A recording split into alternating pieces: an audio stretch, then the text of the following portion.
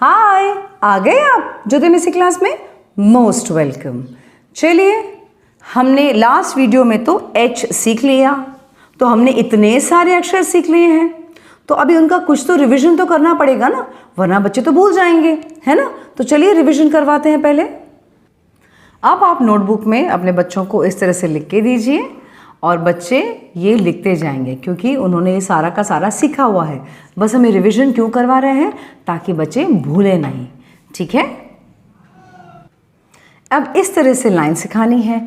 अब कई लोग इसको स्लैंटिंग लाइन बोलते हैं, कई लोग इसको फॉरवर्ड बैकवर्ड स्लैश का नाम देते हैं, यानी कि किस तरह से भी कोई ना कोई नाम देते हैं। भाई मैं कोई नाम नहीं देती, मैं सिर्फ और सिर्फ उसको बोलती हूँ नॉर्मल।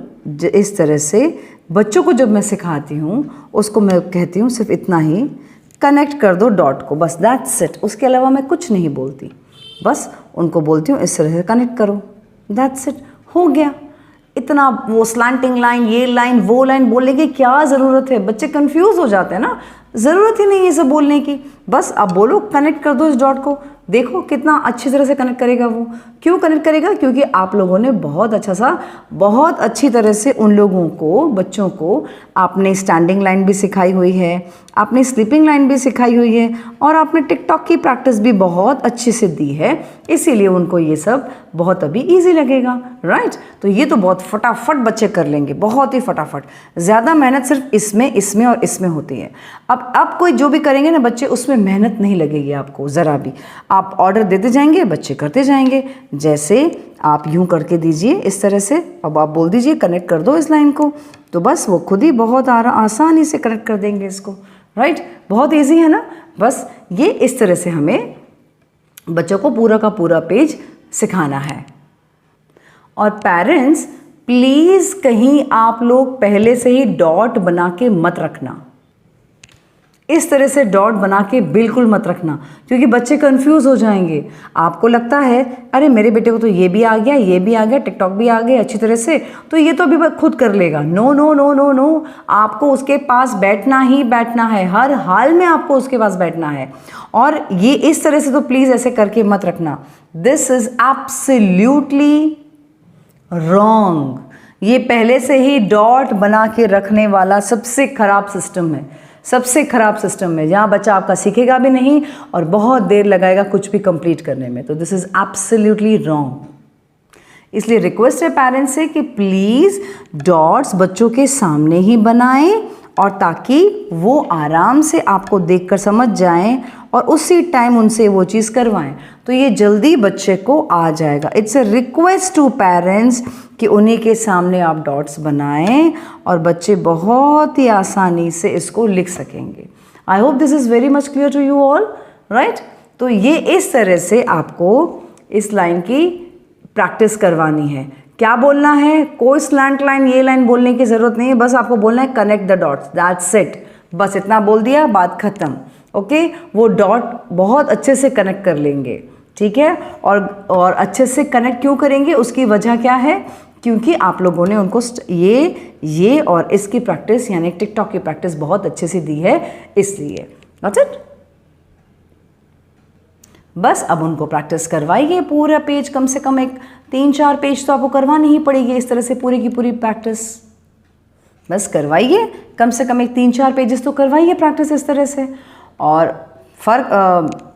रूल्स वही है, डॉट्स उनके सामने होंगे और वो आपके सामने करते जाएंगे, राइट। बस प्रैक्टिस करवाते रहिए इसका। इसके बाद एक नया प्रैक्टिस पैटर्न आता है। ये वाला अब हम सीख चुके हैं, अब हमें जो सीखना है वो है ये वाला पैटर्न अभी हमें सीखना है। सिंपल, बस अब करना क्या है, सेम वही तरीके से आप क्या करेंगे, सबसे पहले इस तरह से डॉट करेंगे बच्चे के लिए, और फिर बच्चों को बोलेंगे कनेक्ट करो डॉट को। तो बस ये डॉट कनेक्ट हो जाएंगे, बहुत अच्छी तरह से कनेक्ट हो जाएंगे, उनको कोई भी प्रॉब्लम नहीं आएगी, ठीक है। गॉट इट और नॉट? यहाँ पर आपको दिख रहा है, आपको इनके जैसे मैं डॉट कर रही हूँ वैसे आप डॉट करेंगे एज अ पेरेंट, जो भी इनको सिखा रहा है, और फिर ये इस तरह से लाइन करेंगे, दैट्स इट। हाँ, कभी कभी बच्चे ऐसे गलती कर सकते हैं, बता देती हूँ क्या गलती करते हैं बच्चे। कभी कभी ऐसा हो सकता है कि बच्चे कुछ इस तरह से ऐसे करके ये ऐसे करके लेके आए, तो ये चीज़ हो जाती है बिल्कुल ही गलत। ये आपको बोलना है नहीं, ये गलत है, ये नहीं चलेगा। ओके, तो इस तरह से आपको सिखाना है उनको कि भाई ये नहीं चलेगा।